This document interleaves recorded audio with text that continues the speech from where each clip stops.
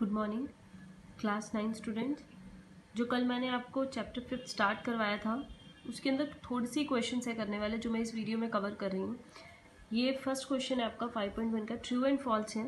तो ये आप अपना बुक में भी कर सकते हैं। If you want to do in copy then that's your wish. देखिए, only one line can pass through a single point. एक पॉइंट है हमारे पास, ये देखिए यहाँ पे मैंने एक पॉइंट लिया। कितनी ही लाइंस हैं जो हम इसमें से पास करते हुए बना सकते हैं। तो not only one line, we can draw infinitely many lines. तो यहाँ लिखा है only one line single point में से, तो ये फॉल्स है। Then there are an infinite number of lines which pass through two distinct points. देखिए, अगर आप दो पॉइंट्स लेते हैं, ये ले लिया मैंने, एक ही पॉइंट ले लिया, इनमें से पास होने वाली लाइन्स कितनी है? सिर्फ ये एक ही लाइन है जो इन दोनों पॉइंट में से पास हो जाएगी। एक सिंगल पॉइंट में से हम कितनी भी पास कर सकते हैं लाइन्स, लेकिन ऐसी लाइन जो दोनों पॉइंट में से पास होके जाए वो सिर्फ एक लाइन है। लेकिन यहाँ इन्होंने लिखा है इन्फिनाइट नंबर ऑफ लाइन्स, तो ये भी आपका फॉल्स रहेगा।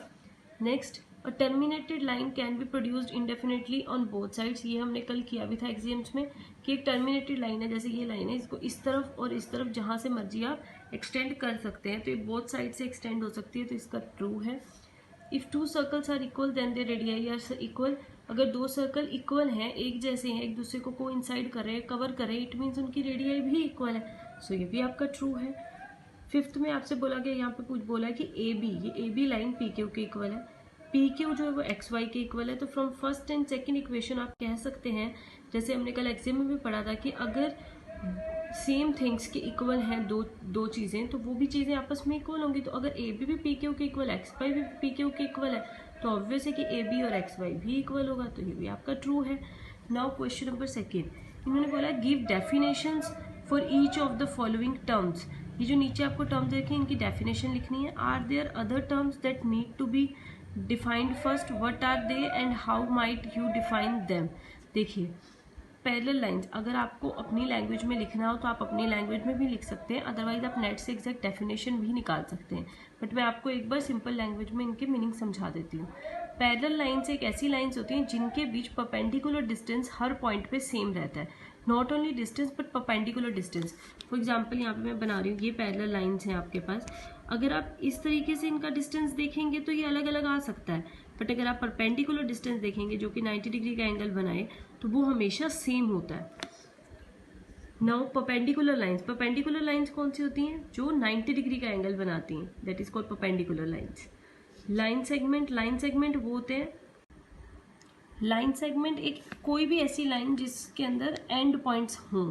जैसे ये एक लाइन है जिसके हमने एंड पॉइंट कर दिए। एरो का मतलब होता है कि वो आगे बढ़े जा रही है इन्फिनाइटली, वी डोंट नो कि कहाँ तक वो आगे तक बढ़ेगी, लेकिन ये एक ऐसे हैं जहाँ पे कि डॉट लग जाता है, मीन्स ये इतनी ही लाइन ये एंड हो चुकी है।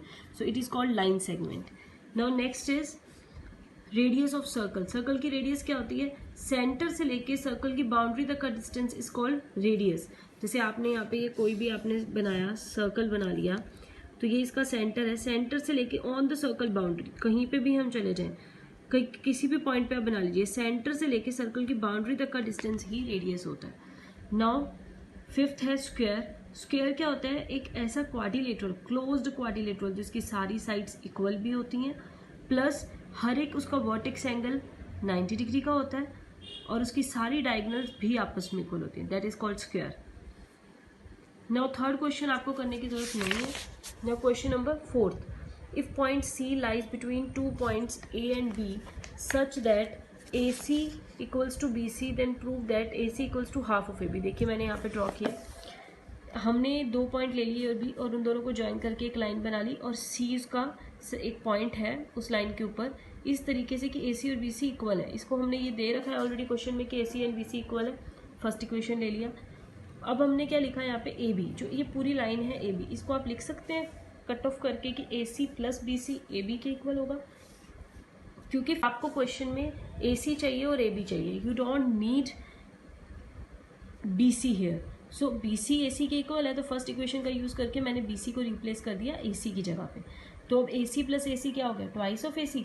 अब हमें ए सी के साथ तो ट्वाइस चाहिए नहीं, तो ये जो 2 है यहाँ पे मल्टीप्लाई में वो उधर जाएगा, ए बी के साथ डिवाइड में हो जाएगा, तो half of A B equals to half of A B equals to A C. तो ये आपका हैंस प्रूव्ड हो गया है, यही हमें यहाँ पे चाहिए था। Explain by with drawing the figure, तो मैंने फिगर ड्रॉ करके ही आपको एक्सप्लेन किया। क्वेश्चन नंबर 5 अगेन नहीं करना है। 6 में आइए, A C equals to B D then prove that A B equals to C D. मैंने यहाँ पे भी लिखा है, ये ड्रॉ किया है, तो ए सी बी डी के इक्वल है, ये आपको क्वेश्चन में गिवन है, ये चीज़ हमें गिवन है क्वेश्चन में। तो अब आप देखिए इसी का यूज़ कीजिए, इसी इक्वेशन में से देखिए ए सी और बी डी दोनों में ये जो बी सी वाला पार्ट है ना, ये कॉमन है, तो हम क्या करेंगे, बी सी को सब्ट्रैक्ट कर देंगे दोनों में से। तो subtracting B C from both sides, दोनों साइड में से, A C minus B C, B D minus B C. A C में से बी सी माइनस किया तो बचा क्या, ए बी। बी डी में से बी सी माइनस किया तो क्या बचा, सी बी, सी डी।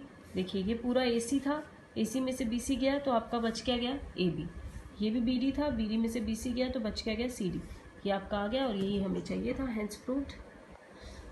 बस यहीं तक, इतने ही क्वेश्चंस हैं जो आपको करने हैं अपनी नोटबुक में, और 5.2 भी नहीं करनी है। बाकी जो मैंने आपको कल भी मार्क करवाए थे समरी में से, 4th के ये 7 पॉइंट्स, 5th के ये 5 पोस्टुलेट्स और 6th के। एक चीज़ और जो मैं आज फिर आपको रिपीट करके समझा रही हूँ कि एक्सियम्स की हम थोड़ी बहुत वर्डिंग चेंज कर सकते हैं और इनको उल्टा सीधा भी कर सकते हैं, not exact with their numbers. लेकिन जो पोस्टुलेट्स हैं, अगर आप पोस्टुलेट 1 लिख रहे हो तो उसके आगे पोस्टुलेट 1 ही रहना चाहिए। और अपनी कोशिश ये रहेगी कि आप पोस्टुलेट्स की लैंग्वेज भी चेंज ना करें, because postulates is like a definition given by Euclid. तो डेफिनेशंस को कभी चेंज नहीं किया जाता है। सो जो है जैसा है आपको कोशिश करनी है एज इट इज़। प्लस में नंबर तो बिल्कुल भी एट एनी कॉस्ट आप चेंज नहीं करेंगे। पोस्टुलेट 5 है तो उसके आगे 5 ही रहेगा, 4 है तो 4 ही रहेगा। और एग्जाम में जरूरी नहीं है आपको ये बोला जाए कि यूक्लिड्स के पोस्टुलेट्स लिखिए। कई बार सीधा लिखा भी होता है कि यूक्लिड का पोस्टुलेट 1 लिखिए, पोस्टुलेट 2 लिखिए, तब आपको वही पोस्टुलेट लिखना पड़ेगा। बट अगर ये लिखा आता है कि एनी 2 पोस्टुलेट्स लिखिए, एनी 3 पोस्टुलेट्स लिखिए, तो आप अपनी मर्जी से कोई भी लिख सकते हैं। लेकिन पोस्टुलेट्स का अगर नंबर लिखा आएगा तो आपको एग्जैक्ट वही नंबर उसके सामने उसी की लाइन लिखनी पड़ेगी। Thank you.